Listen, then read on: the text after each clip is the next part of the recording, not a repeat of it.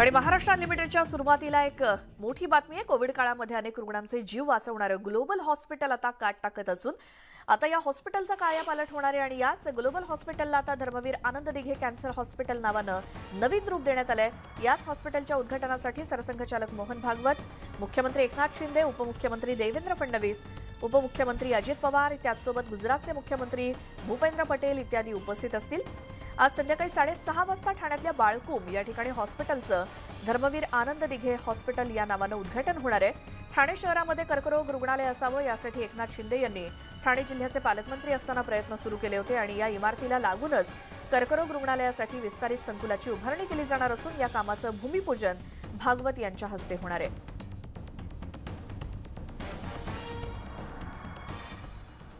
मुख्यमंत्री एकनाथ शिंदे यांनी आज सकाळी ठाणे ते खारेगाव तसंच ठाणे ते नाशिक महामार्गाची पाहणी केली आणि या रस्त्यावरती खड्डे पडल्यामुळे तासनतास वाहतूक कोंडी होत असल्याच्या बातम्या गेल्या काही दिवसांपासून येत होत्या।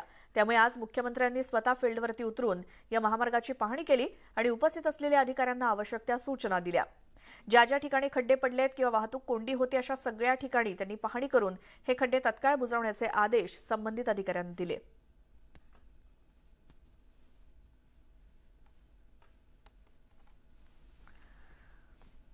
डोंबिवलीमध्ये अद्ययावत सुविधांनी सुसज्ज असं कर्करोग रुग्णालय उभारण्यात येणार आहे आणि या रुग्णालयामुळे ठाणे जिल्ह्यातील अनेक कॅन्सर रुग्णांना मोठा दिलासा मिळणार आहे। एकाच इमारतीत 100 खाटांच्या कर्करोग रुग्णालयासोबतच 50 खाटांचं प्रसूतीगृह सुद्धा उभारलं जाणार आहे। यासाठी 200 कोटी रुपयांचा खर्च येणार आहे। राज्य सरकारही यासाठी अर्थसहाय्य करणार आहे। एकूण 1.5 लाख स्क्वेअर फूट जागेमध्ये हे रुग्णालय उभं राहणार आहे आणि या रुग्णालयात सरकारी दरानुसार उपचार घेता येतील। रुग्णालय उभारणीसाठी खासदार डॉ. श्रीकांत शिंदे यांच्या वतीनं राज्य सरकारकडे वारंवार पाठपुरावा सुरू होता, तर सार्वजनिक बांधकाम मंत्री रवींद्र चव्हाण या रुग्णालयाच्या उभारणीसाठी प्रयत्नशील होते। अखेर या सगळ्यांच्या प्रयत्नांना यश आलंय। खूप वर्षापासूनची प्रतीक्षा होती डोंबिवलीकरांची की या ठिकाणी सुसज्ज असं स्वतःचं एक हॉस्पिटल जे आहे हे महापालिकेच्या माध्यमाने उभं राहावं आणि मला वाटतं याच्यामध्ये सगळ्यांनी सहकार्य केलं। फॉलोअप मी करतच होतो, पण त्याचबरोबर आपले डोंबिवलीचे आमदार रवींद्रजी चव्हाण साहेब असतील त्यांचाही पाठपुरावा या ठिकाणी होता। तर मला वाटतं जर एकत्रित काम केलं तर असं मोठं भव्यदिव्य जे आहे ते वास्तू जे आहेत त्या ठिकाणी उभ्या राहू शकतात। शिवसेना प्रवक्ते संजय शिरसाट यांनी उद्धव ठाकरे गटावरती जोरदार टीका केली। उद्धव ठाकरेंची सभा नाही ती तर बैठक होती असा टोला त्यांनी लगावला। ज्यांच्या जीवावर मोठे झाले त्यांचाच विसर उद्धव ठाकरेंना पडलाय। फक्त टीका करण्यापेक्षा सहकारी का सोडून जात आहेत याचं आत्मपरीक्षण उद्धव ठाकरेंनी करावं असं शिरसाट म्हणाले। खऱ्या अर्थानं गद्दारी ही उद्धव ठाकरे गटाने केलेली।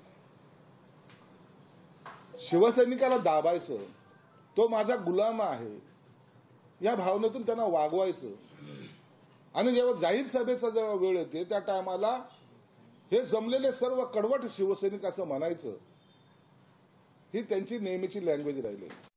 नेतृत्व करत असताना माणसाने आपलं ज्याच्या जीवावर मोठे होतोय त्यांचा विसर या उद्धव ठाकरेंना पडलेला आहे, म्हणून कालची सभा त्यांना नाविलाजास्तव घ्यावं लागलंय। आता मराठी माणूस आपल्यापासून दूर जातोय, मराठी माणसांनी आपल्याकडे पाठ फिरवलेली, म्हणून आता उत्तर भारतीय कसे येतील हा प्रयत्न केविलवाना प्रयत्न त्यांनी केलेला आहे, परंतु त्याच्यात ते सक्सेस होणार नाही। उत्तर भारतीयांना सुद्धा माहिती उद्धव ठाकरे की अभी पोझिशन क्या है। गद्दाराचं राज्य उद्ध्वस्त करण्यापेक्षा उद्धव ठाकरे त्यालाच उद्ध्वस्त करतील एक दिवस, कारण की त्या मूर्ख माणसामुळेच हे सर्व घडलं। त्यांनीच कान भरू भरू त्या उद्धव साहेबांना सांगितलं कुछ नाही होता, जसं तो बोलेल त्याच्या अपोजिट चालेल। त्यांनी राज्य उलटून टाकायची जी भाषा केली याचा अर्थ आमचं राज्य आणखी मजबूत होईल आणि आमची सत्ता येईल त्याला संकेत द्यायचे होते। गेल्या बऱ्याच दिवसांपासून राज्यात पावसानं चांगलीच हजेरी लावली। हवामान विभागानं दिलेल्या माहितीनुसार आज सुद्धा राज्यात जोरदार पावसाची शक्यता आहे। संपूर्ण विदर्भासह कोकणातल्या काही जिल्हे आणि पश्चिम महाराष्ट्रातील काही जिल्ह्यांमध्ये आज पावसाचा येलो अलर्ट जारी करण्यात आलाय। कोकणातील रायगड, रत्नागिरी आणि पश्चिम महाराष्ट्रातील पुणे, सातारा या जिल्ह्यांना पावसाचा येलो अलर्ट देण्यात आलाय। पावसाच्या पार्श्वभूमीवर नागरिकांनी योग्य ती खबरदारी घेण्याचं आवाहन प्रशासनानं केलंय।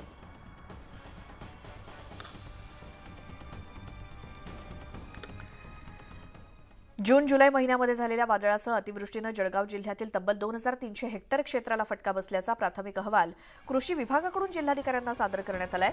जिल्ह्यातील अर्धा डझन तालुक्यांना सर्वाधिक फटका बसलाय। रावेर, बोदवड, यावल, मुक्ताईनगर या तालुक्यात 1708 हेक्टर क्षेत्राचं नुकसान झालंय।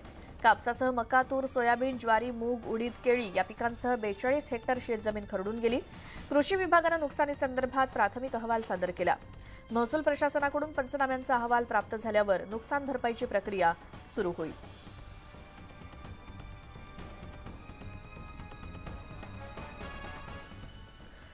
मुसळधार पावसाचा पालघर, जव्हार, मोखाडा या परिसराला मोठा फटका बसलाय। सतत पडणाऱ्या पावसामुळे शेकडो एकर भातशेतीचं नुकसान झालंय।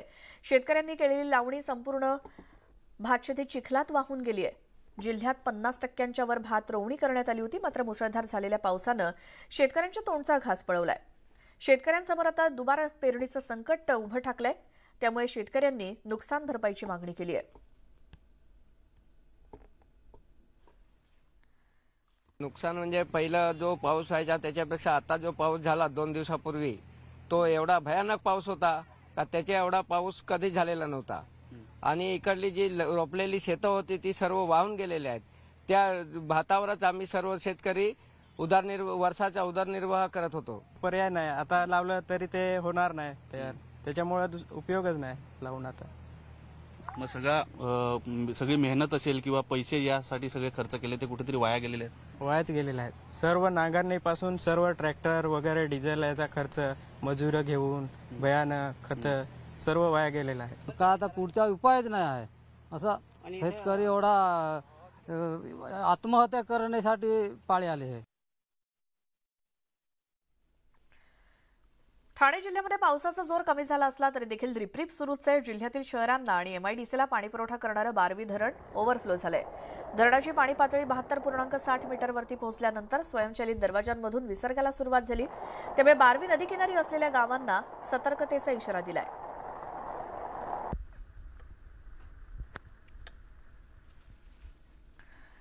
वर्धा जिल्ह्यामध्ये असलेले लहान प्रकल्प जवळपास पूर्ण क्षमतेनं भरलेत आणि सांडव्यावरून वाहणारं पाणी पर्यटकांना आता खुणावतंय।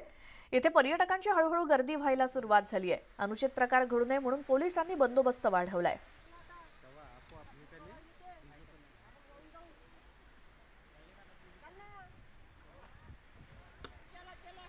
सह्याद्रीच्या पट्ट्यात असलेल्या जुन्नरमधील आंबे हातवीस परिसरातला कांचन धबधबा प्रवाहित झालाय। सततच्या पावसामुळे धबधबा ओसंडून वाहू लागलाय आणि या धबधब्याचा आनंद लुटण्यासाठी पर्यटक मोठ्या संख्येनं दाखल होत आहेत। वीकेंड असल्यामुळे वर्षा विहारासाठी पर्यटक इथे गर्दी करत असल्याचं पाहायला मिळतंय।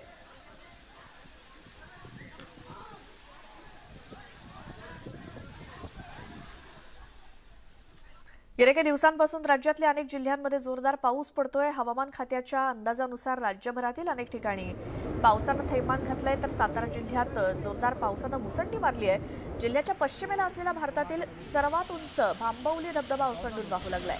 या धबधब्याची उंची तब्बल 1840 फूट म्हणजेच 560 मीटर आहे आणि इथे आनंद लुटण्यासाठी धबधब्यावरती पर्यटक गर्दी करतायत।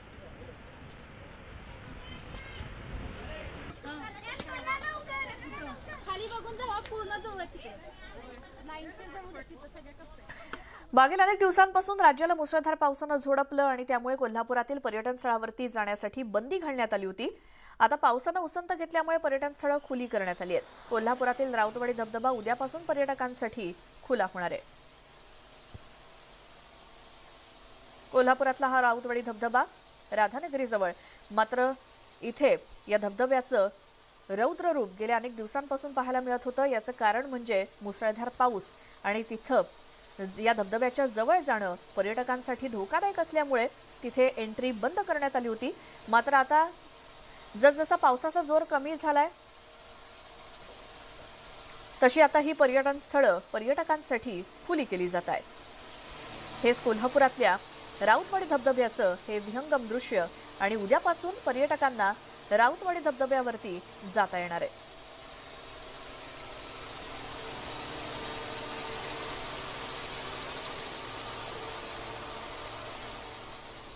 एकीकडे राज्यामध्ये सर्वत्र पावसानं धुमाकूळ घातलेला असताना नाशिक जिल्ह्यातील नांदगाव तालुक्यात मात्र 2 महिन्याचा कालावधी उलटलेला असताना देखील मोठा पाऊस झालेला नाही। पावसाअभावी तालुक्यातील सर्व छोटे मोठे बंधाऱ्यामध्ये जेमतेम पाणी उरलंय। नागासाक्या धरणाने तर तळ गाठला असून त्यात पाण्याचा मृतसाठा शिल्लक आहे आणि या धरणावरती 42 खेडी पाणीपुरवठा योजना अवलंबून असून मृतसाठ्यातून काही गावांना टँकरद्वारे पाणीपुरवठा केला जातोय। त्यामुळे नागरिकांच्या आरोग्याला देखील धोका निर्माण झालाय।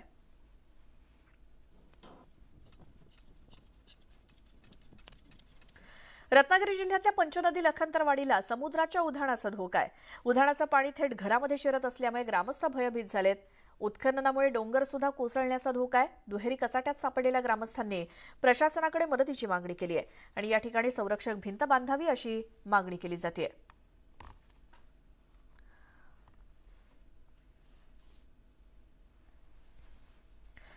माळेण झालं, तळीये झालं आणि आता इरशाळवाडी यासारखी घटना आता कोकणातल्या सिंधुदुर्गात होऊ शकते। कुडाळ तालुक्यातील सरंबळ गावामध्ये चक्क डोंगरच खाली सरकतोय। या सरकणाऱ्या डोंगराच्या पायथ्याशी तब्बल 30 ते 40 घरं आहेत। या घरांना धोका निर्माण झालाय। सरंबळ देऊळवाडीतील ग्रामस्थ या सरकणाऱ्या डोंगरामुळे सध्या भीतीच्या छायेत आहेत। शासनानं वेळीच लक्ष देऊन उपाययोजना करण्याची मागणी ग्रामस्थांनी केली आहे। गेल्या 4 ते 5 वर्षांपासून या डोंगराची माती कोसळत असून हळूहळू सरकत असल्याचं ग्रामस्थ सांगतायत।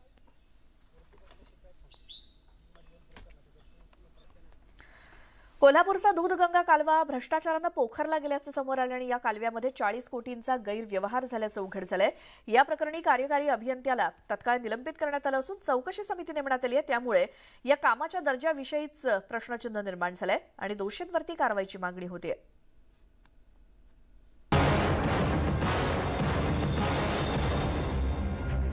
कोल्हापुरातील काळमवाडी धरणातून आलेला डावा कालवा अधिकाऱ्यांच्या भ्रष्टाचारानं पोखरला गेला।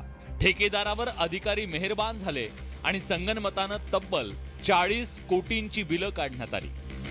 राधानगरीचे आमदार प्रकाश आबिडकर यांनी पुराव्यासह हा भ्रष्टाचार थेट विधानसभेत उघड केल्यानं अधिकाऱ्यांचं धाबदण आणलंय। माझ्या मागे आहे तो हाच कालवा आहे। काळमवाडी धरणातून सुमारे 75 किलोमीटर लांबीचा हा कालवा आहे। याच्या 32 किलोमीटरच्या कामामध्ये कोणताही भ्रष्टाचार झाला नाही।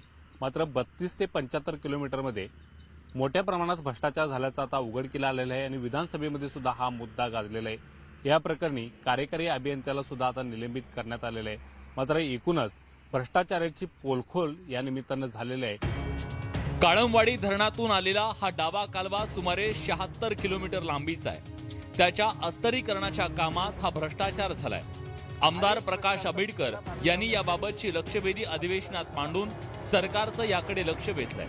आर्थिक स्वार्थासाठी अधिकाऱ्याने मनमानी काम केल्याचा आरोप त्यांनी केला।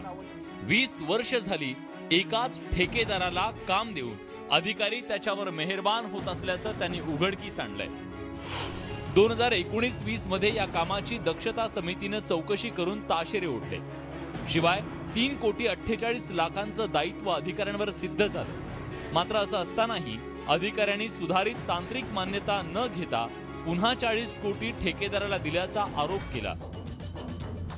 चुकीचं काम करणाऱ्याला शिक्षा झाली पाहिजे अशी त्यांनी आता मागणी लावून धरली आहे। पहिलं खप्ते म्हटल्यानंतर आता सुद्धा एका बाजूला अस्तरीकरणाच्या कामामध्ये आमची पूर्वीची गेट चालू करा म्हणून माझ्याकडच्या तळाशी, तुर्बे, टिटवे, चंद्रे, अर्जुनवाडा या परिसरातले लोक आंदोलन करायला आले।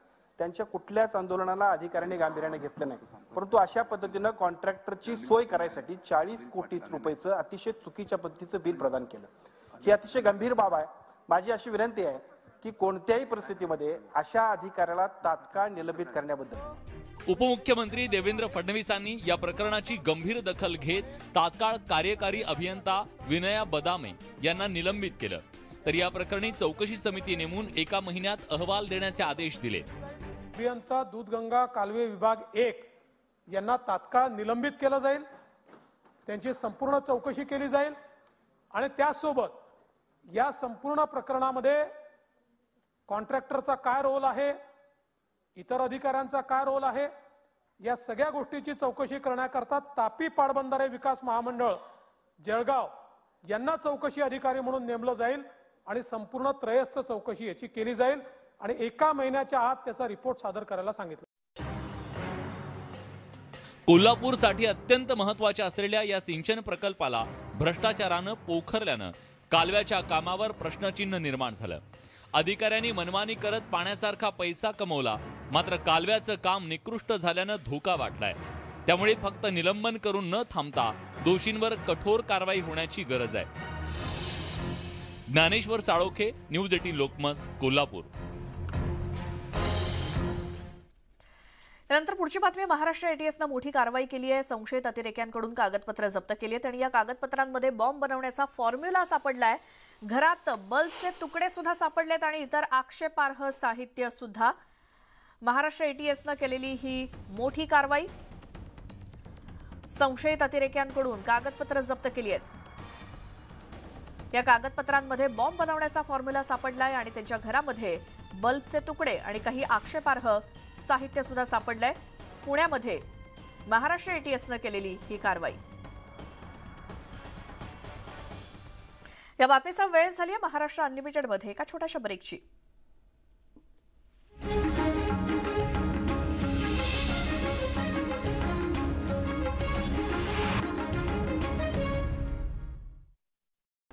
जमा झाला होता. मात्र 19 जुलैनंतर मुसळधार पावसामुळे पाणीसाठ्यामध्ये वाढ झाली.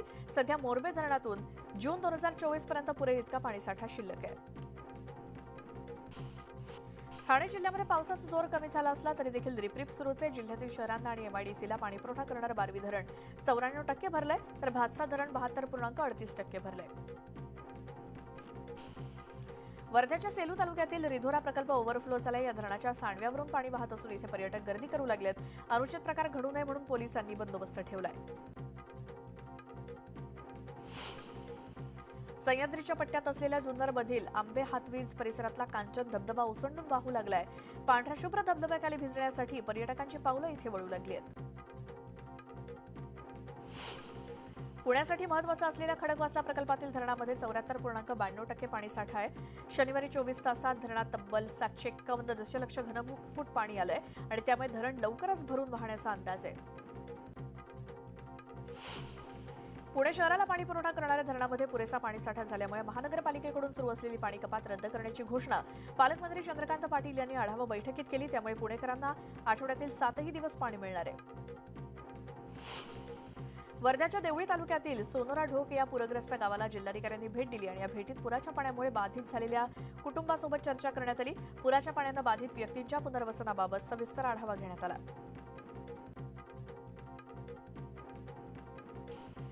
मावळाला निसर्गानं सुंदरता बहाल केली आहे. पावसाळ्यात इथे अनेक नैसर्गिक सुंदर पाणवठे तयार होत असतात. सध्या पवना धरणाच्या काठावरती उभं राहिल्यावर जणू काही आकाश ठेंगणं झाल्याचा भास होतोय. हवेतील तो गारवा आणि पाण्याचा मधुर आवाज याची सांगड घालत पवन मावळातील निसर्ग पर्यटकांना खुणावू लागले.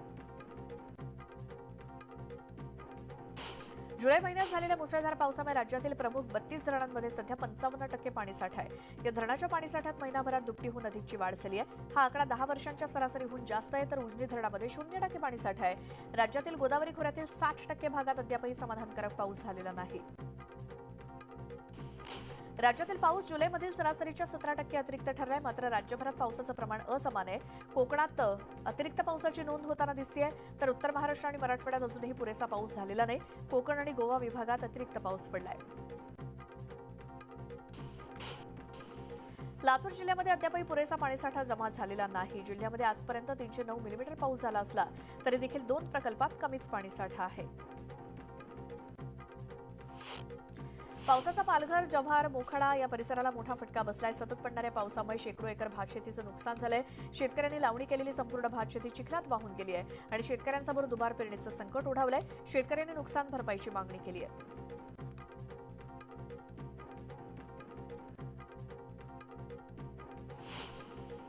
अद्यापही नाशिक जिल्ह्याच्या ग्रामीण भागात पुरेसा पाऊस पडलेला नाही. 42 खेडी पाणीपुरवठा योजना अवलंबून असलेल्या नांदगाव तालुक्यातील नागासाक्या धरणानं तळ गाठला आणि धरणामध्ये केवळ पाण्याचा मृत साठा शिल्लक आहे. आठवड्याच्या शेवटी कापूस वायद्यांमध्ये नरमाई दिसून आली आणि देशातील वायदे 58,860 रुपयांवरती बंद झाले. बाजार समित्यांमधील दर सुद्धा अनेक बाजारात काहीसे कमी झालेत. मात्र सरासरी दर पातळी टिकून आहे. त्यामुळे आजही कापसाला सरासरी 6,700 ते 7,400 रुपयांचा दर मिळतोय. देशातील बाजारात कापूस दरात सुधारणा होण्याची शक्यता आहे पण बाजारातील चढ उतार कायम राहतील असा अंदाज आहे.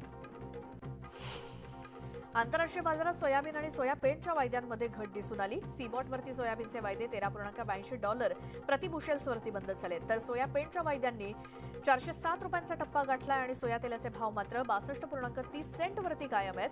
देशातील बाजारात सोयाबीनच्या दरात मात्र काहीशी सुधारणा झाल्याचं दिसून आलं. सध्या सोयाबीनची दर पातळी 4,600 ते 5,200 रुपयांच्या दरम्यान आहे. देशातील बाजारात टोमॅटोची आवक कमीच आहे आणि त्यातच पावसानं टोमॅटो पिकाचं नुकसान होतंय, त्यामुळे बाजारातील आवकीवरती परिणाम होतोय. तर दुसरीकडे टोमॅटोला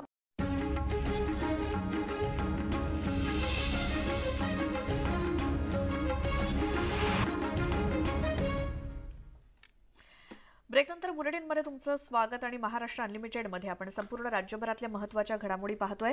आणि आता आणखी अशाच काही बातम्या पाहूयात. धुळे जिल्ह्यातील विरखेल गावामध्ये बिबट्यानं अक्षरशः धुमाकूळ घातले आणि गावामध्ये जवळपास 2 तास बिबट्यानं ठिय्या मांडला होता आणि यावेळी त्यानं एका गोठ्यातल्या गायीची शिकार सुद्धा केली. शेतीची कामं करताना ग्रामस्थांना जीव मुठीत धरून शेतात जावं लागतंय. वन विभागानं या बिबट्याचा बंदोबस्त करावा अशी मागणी ग्रामस्थांनी केली आहे.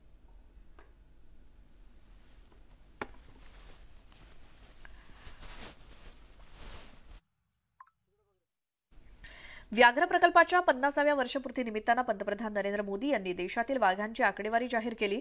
कॅमेरा ट्रॅपच्या मोजणीतून समोर आलेली वाघांची संख्या 3167 होती आणि आता नॉन कॅमेरा ट्रॅपची आकडेवारी सुद्धा जाहीर करण्यात आली आहे. देशात 3682 वाघ असल्याचा अंदाज आहे. जगातील एकूण वाघांपैकी 75% वाघ एकट्या भारतात आहेत.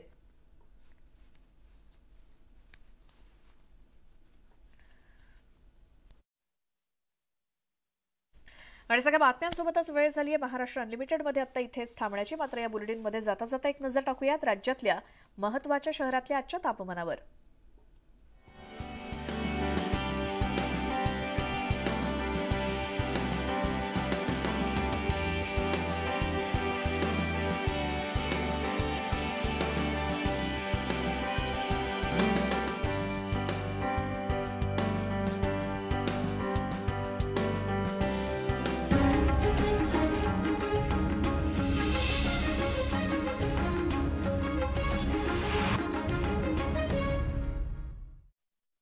बिबट्यानं धुमाकूळ घातलाय. गावामध्ये जवळपास